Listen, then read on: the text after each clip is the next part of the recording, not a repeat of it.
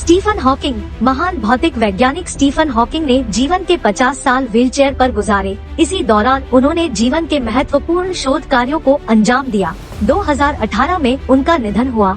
उनकी महत्वपूर्ण स्पीच में से एक यहाँ उनके द्वारा कही गई कुछ बातें बताई जा रही है।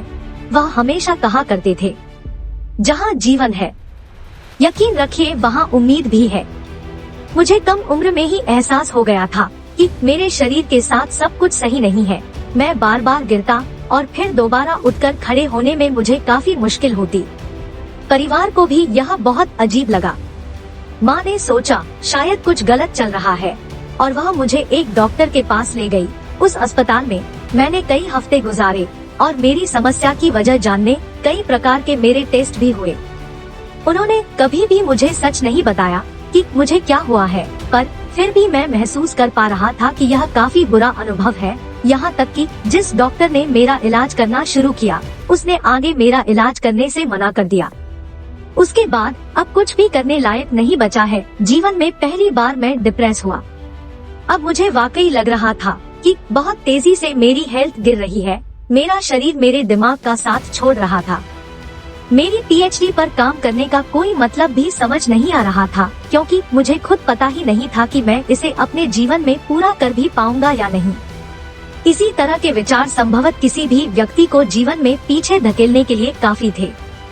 बहरहाल मैं अपने जीवन के पसंदीदा विषय कॉस्मोलॉजी पढ़ने के लिए कैम्ब्रिज आया और कॉस्मोलॉजी पढ़ने के लिए मेरी इच्छा शक्ति बेहद मजबूत थी। इस यात्रा की मेरी शुरुआत भी बहुत अच्छी रही। एक वक्त आया जब मेरी हेल्थ कंडीशन बिगड़नी धीरे धीरे कम हो गई और मैंने अपने काम में प्रगति करनी शुरू कर दी।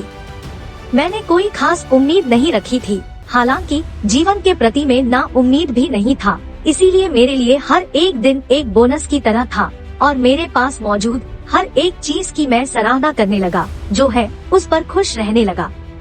एक युवा महिला जेम्स, जिससे मैं पार्टी में मिला था, उससे मेरी मुलाकात हुई। चीजों में खुद को व्यस्त रखने से जीवन के प्रति उत्साह बढ़ता गया और मुझे एहसास हुआ कि जहाँ जीवन है वहाँ उम्मीद भी है। भविष्य के लिए कई महत्वाकांक्षी प्रयोग किए जाने की योजना है।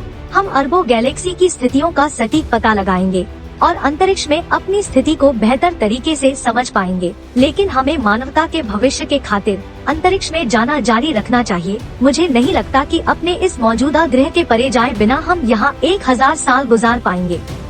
मेरी सलाह विकलांग लोगों से है कि हमेशा जो आप करना चाहते हैं उस पर ध्यान लगाएं। आपकी अपंगता आपको कभी बेहतर करने से नहीं रोक सकती। कभी अपनी स्थिति पर अफसोस मत करिए, अपने जोश को कम मत होने दीजिए।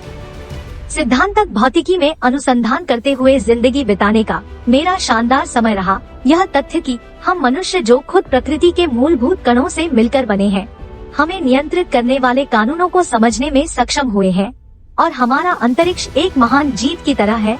मुझे खुशी है कि मैंने इसमें अपना थोड़ा सा योगदान दिया है। मैं इस खोज के बारे में अपने उत्साह को साझा करना चाहता हूँ। इसलिए याद रखें कि हमेशा सितारों की ओर देखेंगे, ना कि झुककर अपने पैरों की ओर। जो भी आप देखते हैं उसे समझने की कोशिश करें और इस बात पर आश्चर्य करें कि कौन सी चीज इस ब्रह्मांड को अस्तित्व में रखे हैं।